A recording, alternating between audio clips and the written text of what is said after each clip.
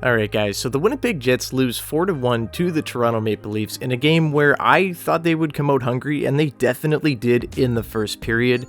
However, that did not continue for the rest of the game.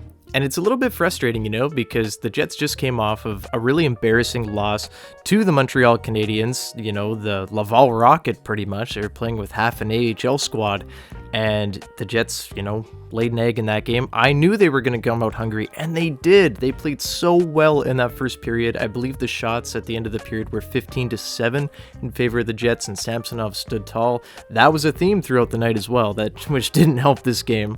But yeah, coming into this one, Jets, rough game. They come out and they respond. They're very happy with the first period, as I'm sure anybody would be. And then Mark Scheifele makes a really just poor decision, comes up, tries to check Matthews with the puck, except he doesn't get in front of him. Matthews goes right around him. Boop!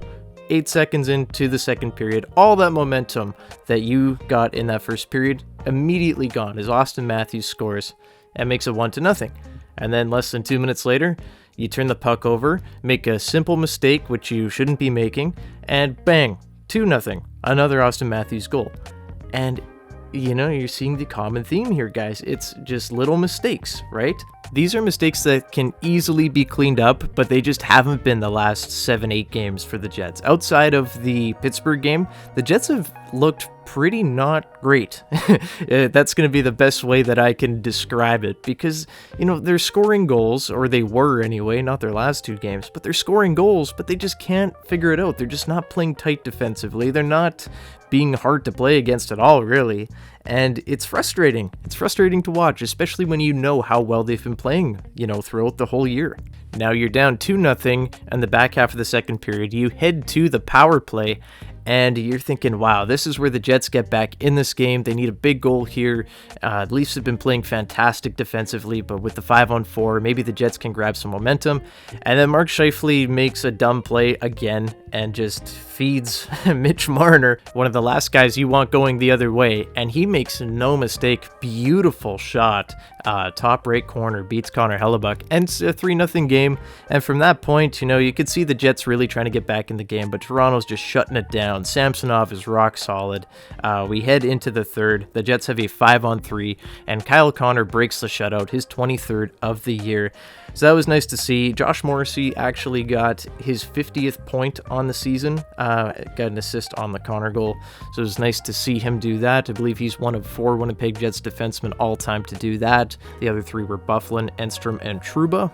So it was cool to see, good for Josh, but with the game, just not great at all. Jets would make a push, and they had lots of scoring chances, but they could not beat Ilya Samsonov, who played fantastic tonight. Hats off to that man. I knew the Leafs got a pretty good goaltender in free agency, and I do believe that they should keep rolling with Samsonov, really until the wheels fall off the bus. Murray's been good at times, but other times just not so much, and I do believe that Samsonov should be the goalie they go with going forward. But now what do we do here, guys? This Jets team has lost again, this time against a pretty good Toronto team, and I think if things maybe went a little differently, the Jets could have won this game. But this is becoming a little bit of a theme now. They're not playing as tight as they were earlier on in the season, right up until around, game 40-ish, we'll say. They're just not playing well defensively. They're turning pucks over. They're overskating pucks. Ehlers and Scheifele tonight, I don't know how many times those guys overskated the puck, but if I had $1 for every time they did it, I could buy a house. Even with this horrible housing market, I could buy a 3-story house right now with the amount of times that they overskated the puck or mishandled the puck. Kyle Connor too just could not settle that puck down, and I'm not sure why.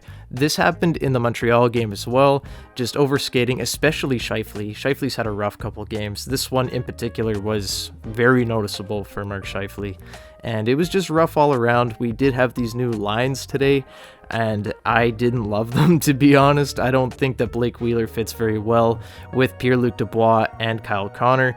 He's just not quick enough for those guys, and he's just not doing much on that line. And then you've got Cole Perfetti on the third line with Adam Lowry and Saku Manalainen, and I hate that line. That is terrible.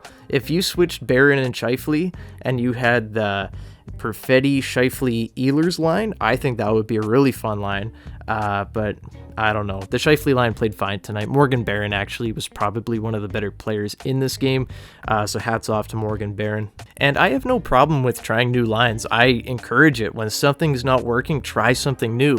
But when you're obviously putting a player like Perfetti in a situation with a guy like Manalainen and Adam Lowry, who you know probably isn't going to have chemistry, maybe if it's not working for the first, 15 minutes, maybe switch it up. I don't know. But anyway, enough complaining about the lines.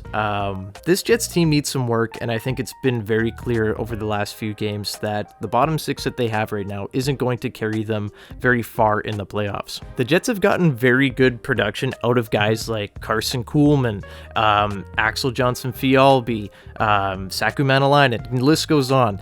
But they need to upgrade those players if they're going to go far. They are serviceable and they will play fine in your bottom six, but I don't know if they're going to be able to get you to that next step, and I think we're realizing that right now.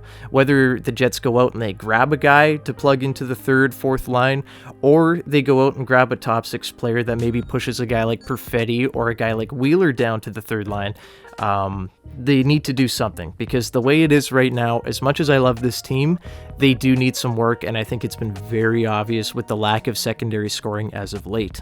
Adam Lowry's had a great year offensively for sure, but we haven't gotten the goal support out of Morgan Barron that we were really hoping for this season. He's played fine, we're just not getting that support. Right now, I think if you have Morgan Barron on the fourth line heading into the playoffs with a really good, third liner in front of him, I think that's perfect. I think if Blake Wheeler is on the third line when you head into the playoffs, I think that's an elite third line. Blake Wheeler can carry a third line. He can drive plays still, even with him losing a lot of speed and everything. If he's getting third line matchups, he's going to be in a spot where he can, maybe succeed, maybe pick on lesser opponents. He's not playing in the top six, playing against really good, maybe defensive shutdown forwards. I think that it could be a lot of fun with Blake Wheeler, Adam Lowry, and maybe a guy like Morgan Barron on the third line. I don't know. Just so many possibilities here, but the Jets need to do something, and I'm sure they are looking at it. We are approaching the trade deadline. It is a little while away still. However, there has been a lot of fires burning, lots of smoke. So I'm very excited to see what the Jets do and what the league does as a whole. It's going to be very interesting this season. But to round all of this up, to summarize what happened tonight, the Jets came out and they were the better team for 20 minutes, and then Toronto took all of the Jets' momentum away with a quick goal. Jets lose this game, and it's unfortunate. I don't think it's time to panic yet, but I do think that it is obvious that there is room for improvement on this team. The way this team is right now, they are not a Stanley Cup contender. They do need some help, but I do believe if they get some help, they do add a few pieces, I think this team could go quite a far ways.